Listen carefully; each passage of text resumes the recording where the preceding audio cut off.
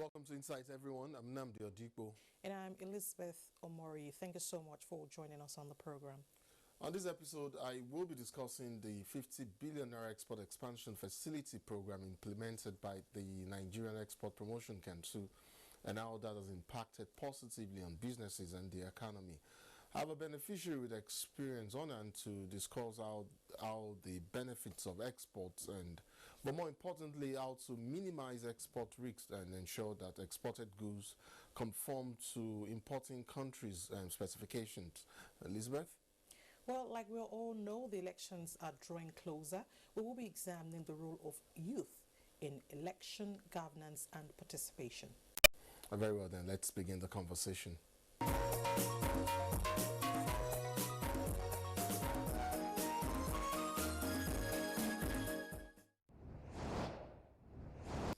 Well, I did say my first discussion will be somewhat of a guide to small businesses wishing to export their products overseas. It might be challenging at first, but I tell you, it can be very rewarding for small businesses, small and medium businesses, I dare say. You'd also be amazed at the level of craving for Nigerian-made products abroad. Interestingly, not only by Nigerians, and how much some of these products go for. In kicking off this conversation, I'd like to reiterate that it was in realization of all or some of these that the federal government, through the Nigerian Export Promotion Council, launched the Export Expansion Facility Program, an export development fund meant to drive non-oil export businesses. Ndoka Udeh is the CEO, MD and CEO, Export and Sell, and he joins me to review the impact of this initiative and how product exports can change the face of small and medium enterprises. Welcome to Insight. Thank you very much. We'll get to the Export Expansion Facility Program presently, but let's begin with the basics in terms of product export. Yes. So export is typically a sales and revenue generation strategy. But then what do you mean when you say there is the need to know what to do? Sure. How and when exactly to do them when it comes to the export business, especially within the context of made in Nigerian products? Sure. Is there a difference between just putting your goods on a plane, yes, you know, and having someone ship it? Like you would say, I've read up a bit about you, yes, and I know it's a popular saying that, I mean, one of your popular sayings, and doing the right thing. I guess my question is, which is the proper way to export? So if you look at the problem Nigeria is facing now, a lot of our products, from what I hear, talking to people, agencies like NAFDAC and co, is being rejected abroad. You know, and the reason is simple. You know, you have a lot of people who think export is just about putting goods on a plane, like you just said. And it takes more than that, you know. The first thing you need to know is that any country you are sending goods to, they have regulations that guide how things should be when they are coming in. Because they are trying to protect their citizens, especially when it comes to food or cosmetics. Anything that the body, you know, has to take, you know. And then when you even talk about other materials, other things, you know, building materials, they don't want to use materials from a country that the building will collapse after a while. So they are definite standard, and that is one of the areas Nigeria is lacking. Proper training of our small, medium, and large businesses on the rules and regulations that is needed by countries that you are exporting your product to. And that is one of the key things we strive to do at Export and Sell: show businesses the regulations, help them to get the licenses, so that when they export their product, there's 100% certainty that they will not have any issues whatsoever. So to sum it, export is not just about putting your products on a plane. You have to look at the regulations and make sure you are doing things right. Okay, so knowing what we know now, I mean, not just your company, because that's not our key focus, but of course there are other players as well in the industry, you know, but knowing what we know and how some players like yourself have keyed into the federal government Exports Expansion Facility Program, would I be correct in saying that the initiative, and I'm talking about EEFP now, was expansive in nature, combining availability of funds to prospective non-oil businesses here in Nigeria, alongside assisting new and existing businesses in growing technical and practical knowledge on the proper way to export their products? I think yes. I'll say yes to your question. The EFP has played a very huge role in helping businesses of all size, get into the export business. For example, one of the key things that they have done that makes the scheme really fascinating is that they were able to identify key players in export, not just individual companies that help to export, but companies that have the ability to open up the way for 100, 500, thousands of companies to export. And again, like you say, yeah, not just my company, yes.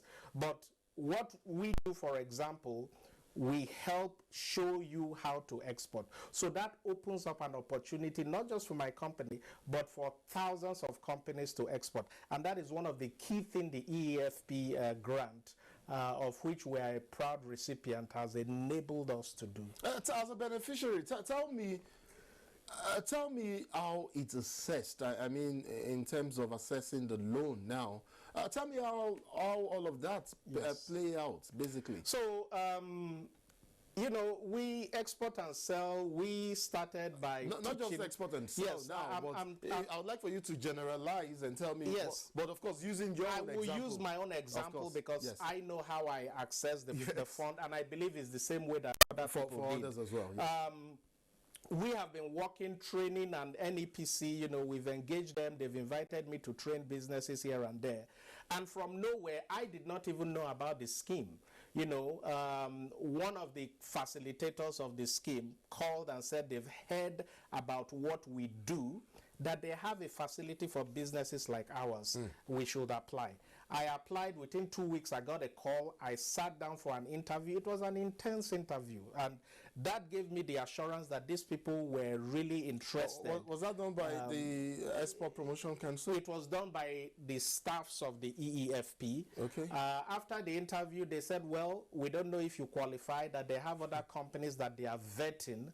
And if you meet their criteria, they will obviously give you the grant. And about 3 weeks later, we were told we got the grant. They're only going to give us 50% of what we asked for.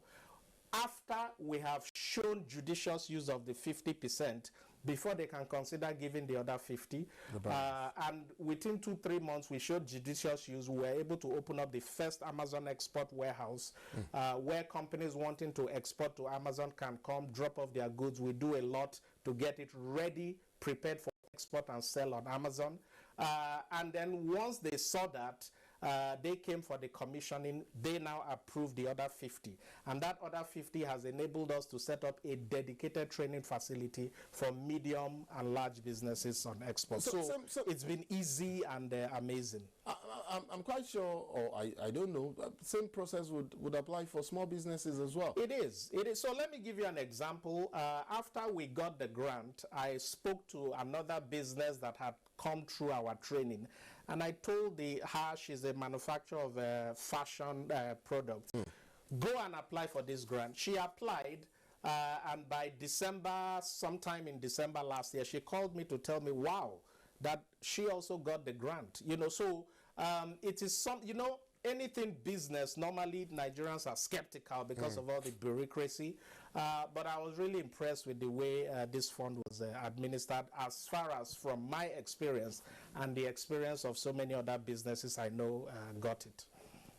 Incidentally, the 50 billion naira EEFP is a subset of the Economic Sustainability Plan, which is investing hugely in businesses as part of the National COVID-19 Economic Recovery Plan.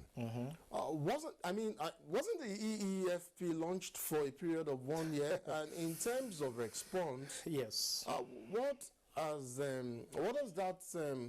What have you been able to garner, or what does it say of the potential of small and medium businesses in Nigeria embracing exports? I think having such a scheme and saying it's going to last for only a year is like a joke to me. You don't set up. Maybe government is just on a trial basis. Well, Maybe not necessarily. To me, it's a joke because you don't set up such a scheme and say it will last only a year. This is a scheme that is impacting export. It should be a scheme that ought to be sustained. And I say this seriously because, you know, 2021, without the grant, we were able to train about 1,000 businesses. In 2022, with the grant, we are looking at training about 10,000 businesses. And this is what the grant has been able to do. So you need something like that to be continuous because it's going to have a major impact. Let me give an example. Please. When you take the nut, for example, the nut, you have products like neem, you know, the dogon yarrow. You have products like the hibiscus zobo. These are things that you see lying fallow everywhere in the nut. A company, I can name 3-4 companies because we have analysis of sales on Amazon that are doing about $1 million every month selling zobo. We have companies that are doing about $500,000 selling zobo abroad. Selling, you know, so when I say zobo, I mean the hibiscus tea. That is what these companies are doing. What you mean. But these are products that are just lying waste, lying fallow in the nut. So you need this scheme to continue to enhance small businesses that can tap into this type of products and this type of opportunity. That is what we need. Take a look at Ghana. You know, you have so many products that are on Amazon now selling in Ghana. You have companies who are doing over $700,000 monthly, selling things as simple as African black soap. You know, the potentials are there and it crosses the whole country. This scheme really needs to be extended so that we can tap more into this potential. It really needs to. In terms of response, because you're quite excited about, of course, no, I mean, it's quite obvious that you're excited about the scheme and how much so it has impacted. Sure. But then in terms of response and gauging the level and strata of businesses that have, you know, assessed the fund for loans, would you say if in the event, of course, that the scheme is extended or sustained, what do you foresee? What do you envisage and envision? If we as a company can go from 1,000 to training 10,000 companies to sell on Amazon within a year because of this fund, you have hundreds or thousands of other companies that benefited from the fund. So you can see what it can do. You know, this is an investment that is critical, that will lead to creating jobs. You know, and you see, when we talk about the ability of what this can do, it's not just us that has benefited. You have manufacturers, you have shippers, you have when I was discussing with one of the coordinators, they told me they've been able to set up export warehouses outside of Nigeria where Nigerian businesses can leverage and use as a warehouse for their goods that they are exporting. This is the first time in the history of Nigeria, in our seriousness with export, that such a thing has happened. So one of the key things you need to do is, look, you don't throw 50 billion at people and you don't monitor it. There has to be a sustainability of the scheme so that, one, they are able to monitor it. And those companies they see that are performing well, they give them more so that they can even do better. That is what we need to grow our non-oil export. You know, it must be sustained. Very, very true. I cannot but I agree with you. And I noticed how much you've mentioned Amazon. Yes. Of course, there are other international markets out there. And of course, the business analysts would agree that exporting product has a huge ripple multiplying effect across the economy. Sure. I know that as a crucial part of any company's growth strategy, not only does it boost their revenue, it creates job. It extends the life cycle of product. But you would also agree with me that we need to adequately address other major setbacks of Nigeria exports penetration of international markets in order to assess the market and capitalize on a market like Amazon that you've just mentioned. And we talked about it earlier before we came on air, and we valued Amazon's annual sales at about $400 billion. That's a massive market for the Zobo seller, for the for Nigerian small businesses to take advantage of. Yes. So again, what we're talking about is not just for small businesses. A company I that can understand do that. $1 million a month can also is can a also big get, business. yes, They are not small can also business. get into the business. So I get there is that. a lot to do. But to really talk about your question, which Yes, about the I major believe setbacks, is yes. about the setbacks. Yes. It's just like they say, water is necessary to make soup, but it's not sufficient.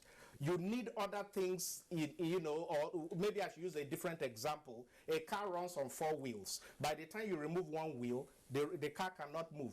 NEPC and the EEFP grant is one of the wheels. The other wheels are agencies like NAFDAC. You have agencies like SON, agencies like the Nigerian Customs Service. These agencies need to come together, sit down together, and see where their efforts are being duplicated and what needs to be done to simplify the process. And again, when you look at the challenges, let me give an example. In all our training of companies, one of the biggest challenges we have heard from them, and I'm being frank, is the issue of getting their export number and all those things from NAFDAC. These things need to be simplified. Companies are complaining of spending months to get it, But the issue with export really is not just the inefficiencies that you have in some of these agencies. The issue lies down to even the act, the enabling act, the laws that set up some of these agencies.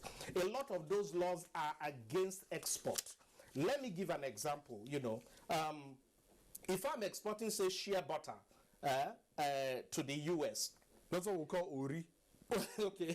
All right. I don't know what it's called, but good. Shea butter is another business that you see close to $5 million in sales on a monthly basis on Amazon because it's used for so many things, honey and a lot of things. Now, if I'm exporting shea butter outside the US, to the US or anywhere, NAFDAC regulations states that you cannot put what the product can do for you on the packaging.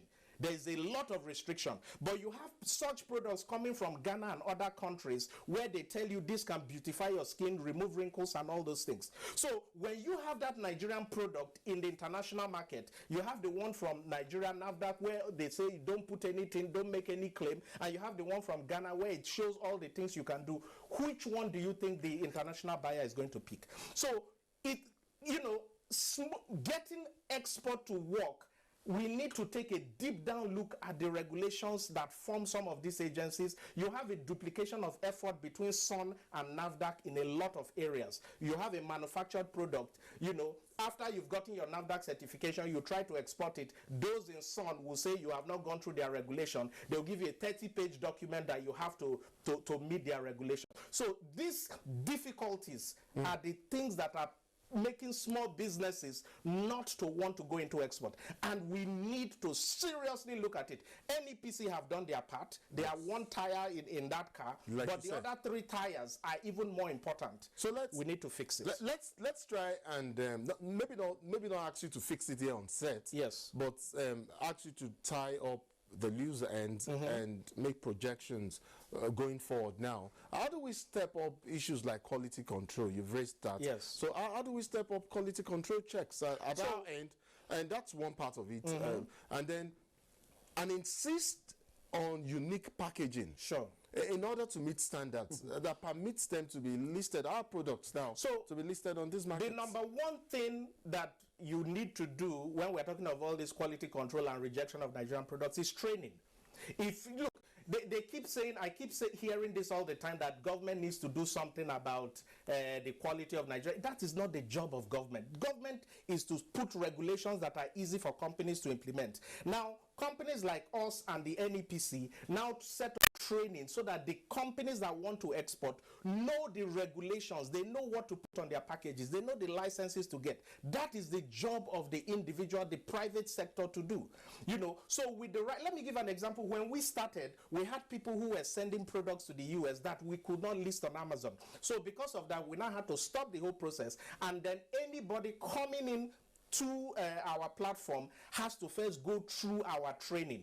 When we started that training, we now set up systems and teams that are able to review those products, make sure they meet quality before they are exported. So that training, and again, we need to differentiate between practical-based training and training by theoreticians. You know, there are so many people who go out there on Instagram, say they are training you how to export, but they've never done it. There's a difference between dealing with a trainer who does this on a daily basis and one who is just doing it to make money.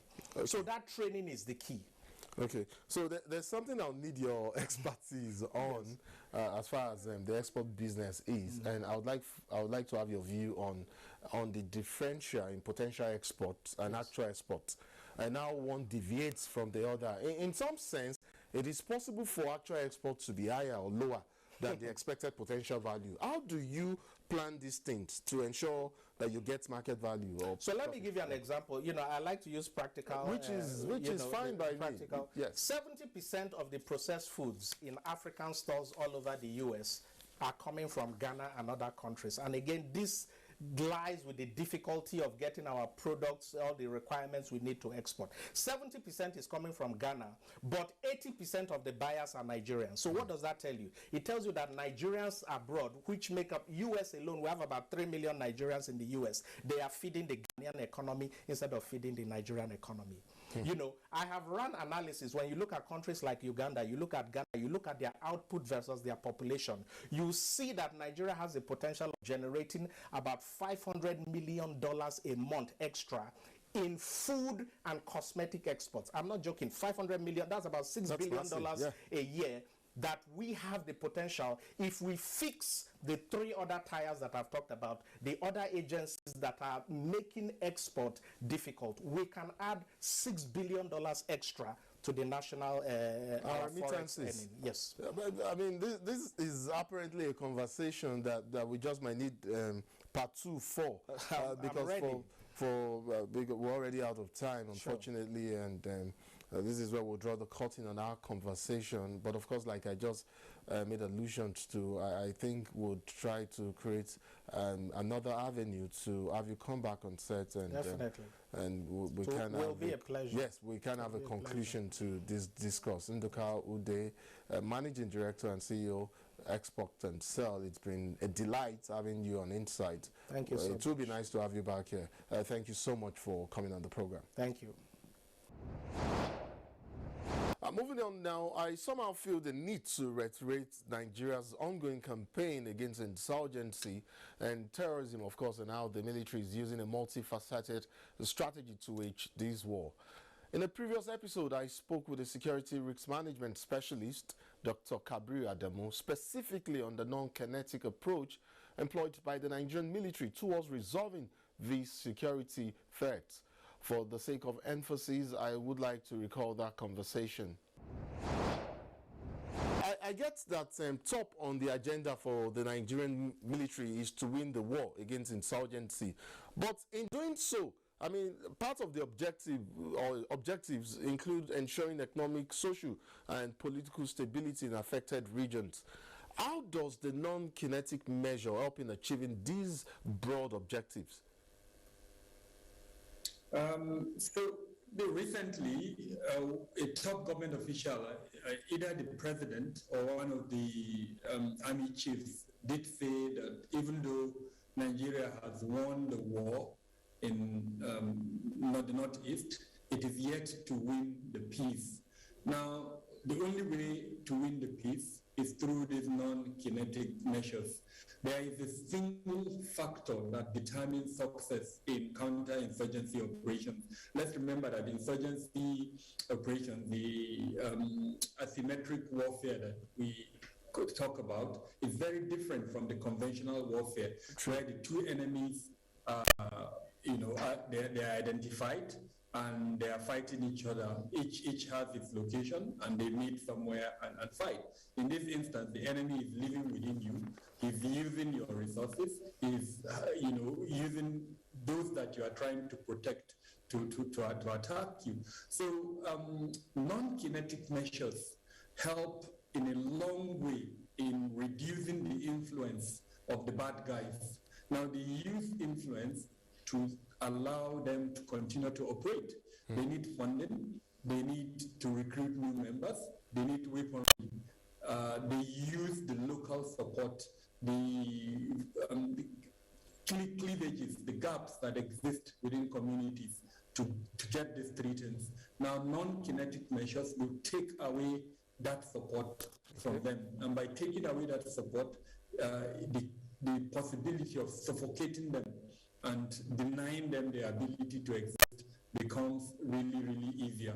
So these measures, what in Nigeria we call countering violent extremism, are instrumental to ending any warfare. Now, what that sounds like a little bit strange to me is the attempt that this is new. The military, especially the current crop of leadership, have put forward this non-kinetic component. However, we know that within Nigeria's counter-terrorism strategy, there has always been the non-kinetic component encapsulated under the countering violent extremism framework. Perhaps in the course of the conversation, we can talk about this. We'll throw some of these measures open. But then, framework. I mean, I understand non-kinetic targeting involves a range of measures. It could include actually includes finding, tracking, and monitoring key actors, psychological operations, information operations, rehabilitation and reintegration, and institutional building. My question, however, is based on the covert nature of terrorist groups and insurgents. You made allusions to in asymmetric warfare, the actors not being known. It is often difficult to understand the entire structure of these groups. How then do you identify the right actors for non-kinetic targeting? So that is where the whole of government comes in. There are 27 ministries, departments, and agencies that are involved in security, either policy making, policy implementation, including law enforcement, or some other aspects, including intelligence gathering. So to respond to your question directly, intelligence gathering is one of the key components of any security operation, including counter-terrorism. So there are in the list about 5 or 6 government departments that have the mandate to collect and analyze intelligence. Now, it is these agencies that would make available the intelligence to the other departments, including the military. And these organizations will now target and make sure that the terrorist members and their operatives are identified, and to a greater extent, even after they are identified, they are arrested. The counter-terrorism strategy has 5 frameworks, and included in that 5 frameworks is the identification of terrorist groups and their supporters, as well as their funding basis. So that has been covered quite adequately in the National Counter-Terrorism Strategy. And of course, the non-kinetic component is also encapsulated inside that National Counter-Terrorism Strategy. The challenge, however, has been the implementation of that strategy, unfortunately.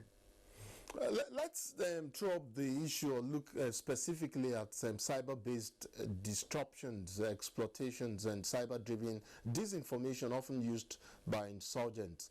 I have 2 questions for you, Dr. Adamu, on this issue. One, what have we learned from how groups like Boko Haram, ISWAP, and the others use and deploy cyber tradecraft? Secondly, is there a nexus in the counterinsurgency manual in deploying non-kinetic measures and cyber disinformation by terrorist groups? Let me start with your first question. What have we learned? We know that these groups have adopted the use of the cyberspace for their warfare, as it were.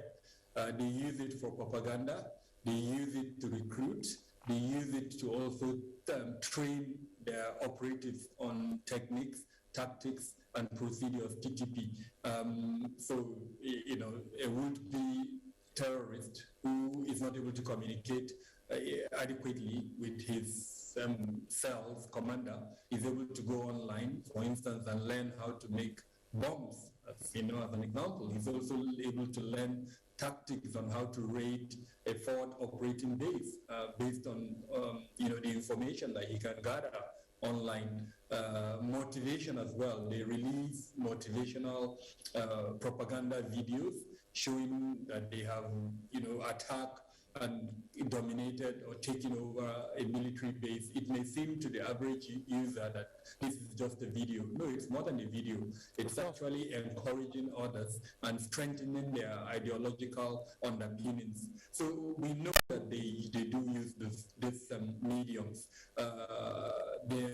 Almost all of them, if you speak of the two major groups, the Jamaat al-Ahli al Jihad, they have online presence. They have dedicated, platforms that propagate their developments around them. For the Islamic State in West Africa province, it has proven to be more savvy in the use of the cyberspace. It has a dedicated online publication. It has a dedicated platform that reports on its developments, on its issues. And over time, it has proven that the use of those platforms have been effective in terms of propagating its ideas and ideology. Now, to the second part of your question, government did launch a national revised cyber security policy, yes. Policy last, I think it was in 2020, if I remember well. The challenge again has been the implementation of that policy. That policy recognizes the vulnerabilities that exist within the cyberspace and how that vulnerability can be used by groups such as the terrorist groups that we have in the country and their supporters.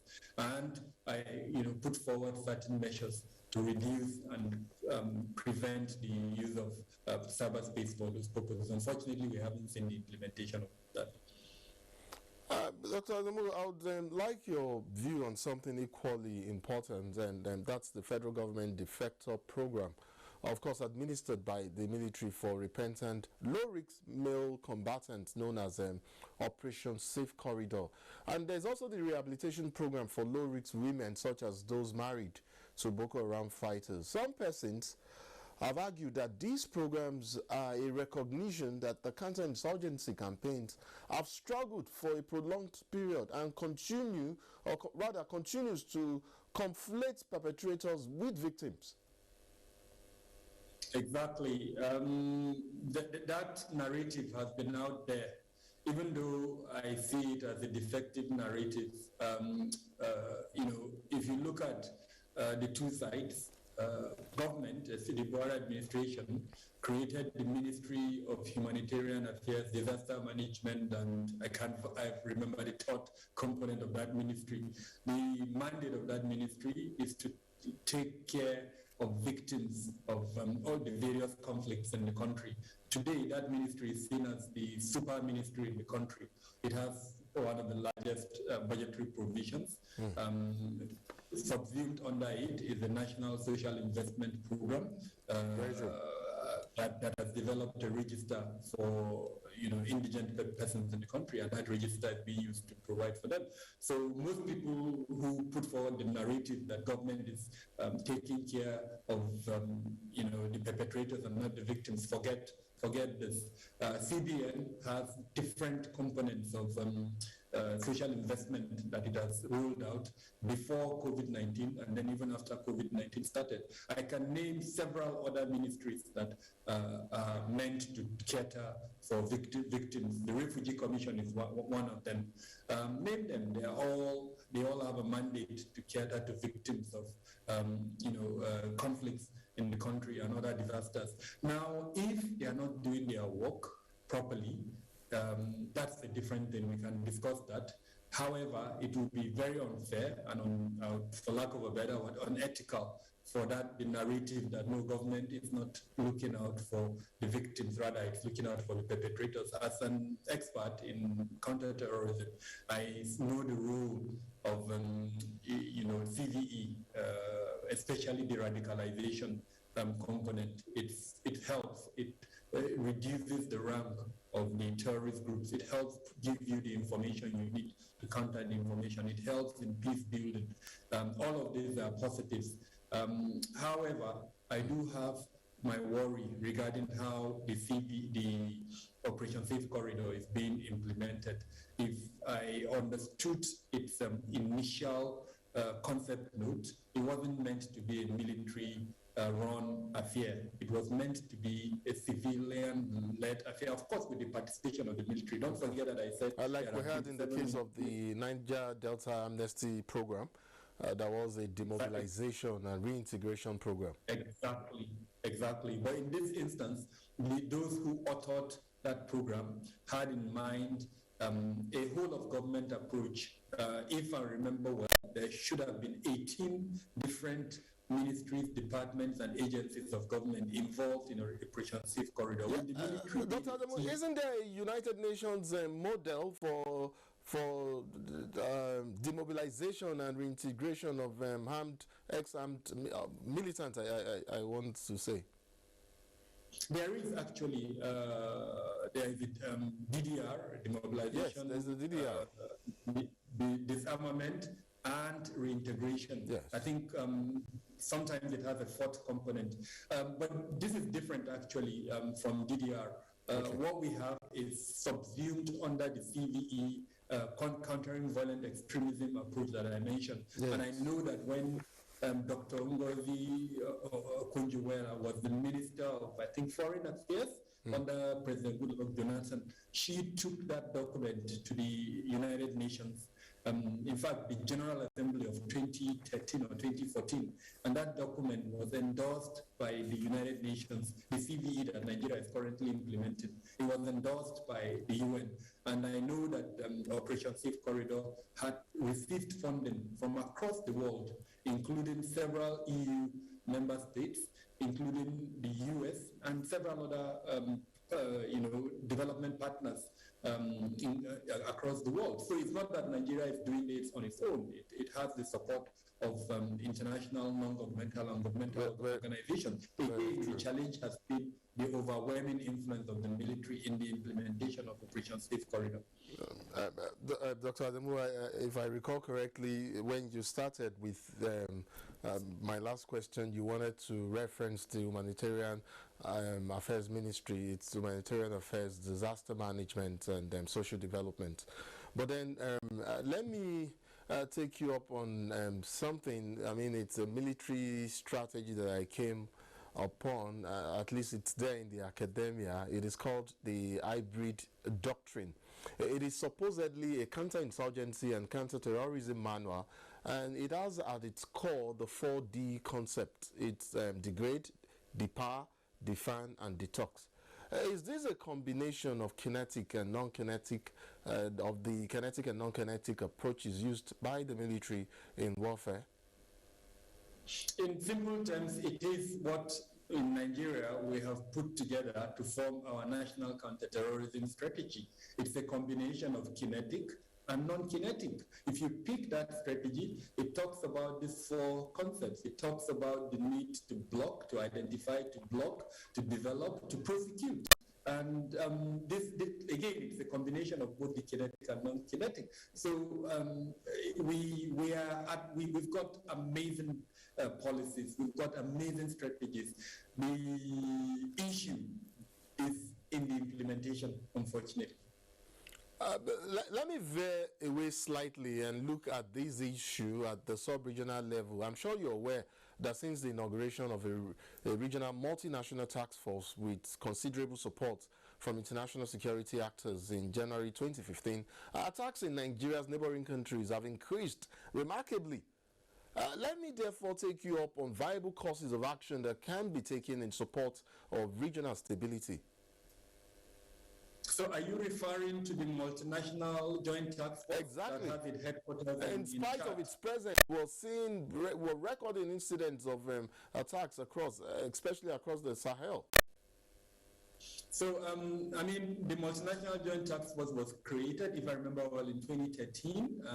President Goodluck Jonathan and the French president were behind the creation of the multinational joint task force, and owing to support of the regional partners, Nigeria, Chad, Niger, Benin Republic, and to an extent Cameroon, that phenomenal movement was created. Now Nigeria has been credited with taking the burden really of of that movement. But then somewhere along the line, and I unfortunately I don't have the answers to this, another regional arrangement called the G5 group of 5 Sahel countries was created with its headquarters in troubled Mali. 3 of the countries, three or 2 of the countries that are members of this multinational joint task force were also members of this G5. Now, both creations, the multinational joint task force (MHGTF) and G5 have funding challenges. Now, apart from the funding challenges, there are also traditional rivalries and distrust that has prevented the activities of these multinational forces. In the case of the MNJTF, the rivalry and the distrust between Nigeria and these French former colonies has reduced their ability to implement the right of pursuit, where each country can come into its neighboring country up to at least about 50 kilometers. In fact, the immediate past chief of Army staff in a public interview said that under his watch, there is no way he would allow, he mentioned one of the countries to come into Nigeria. So that's the kind of distrust and lack of cooperation that has affected the implementation of the ideals of the multinational joint task force. But having said that, there are still levels of cooperation. Okay. We've seen where these levels of cooperation. Go ahead. Finally, before I let you go, Doc, give me very quickly in a bullet point format what should be done or improved upon to effectively and proactively tackle terrorism and insurgency in Nigeria. Very quickly, we need to do a review of our implementation of the National Counterterrorism Strategy. Like we've agreed in our discussion, that strategy is good. It contains what we need, the hybrid doctrine so that you mentioned. So the bullet point format. Review the national Number 2, ensure especially the National Assembly carries out its oversight functions on the 27 ministries, departments, and agencies that are involved in the implementation of that document. And then finally, we need the support of the generality of Nigerians to own the national counterterrorism strategy. Thank you so much, Dr. Kabir Adamu, Security Risk Management Expert, and also Managing Director of Beacon Consulting Limited. I would like to thank you so much for your insight on this matter. It's a pleasure having you here on Insight. And that is it for my segment on this episode. Elizabeth Omori will take it from here. The African Youth Charter recognizes young people. The African Youth Charter recognizes young people as individuals within the age range of 15 to 35. They are indeed the future of the country and represent it at every level. The intelligence and work of the youth will take the country on the path of success. As they are the building blocks of a country, youth around the world are faced with myriad of problems in creating and utilizing opportunities for representation to decision-making bodies. The involvement of youth in governance leads to civic engagement. Active and engaged young people can be a source of government innovation and improved service for development. How can the Nigerian youth leverage on the opportunities by the government to make a desired change? My guest, Godwin Ozo, Chief Executive Officer, Advocacy for Youth Empowerment and Emancipation, will answer this and other questions on the program. Mr. Godwin, thank you so much for joining us on Insight. Thank you. All right, what is the position on youth inclusion in governance? Youth inclusion in governance is a good thing. The United Nations encourages youth to participate in the process that will help better their lots in governance and in other things that has to do with their welfare. Because the UN itself has set up 2030 as sustainable development goals, and youths have to participate in order to benefit from this program.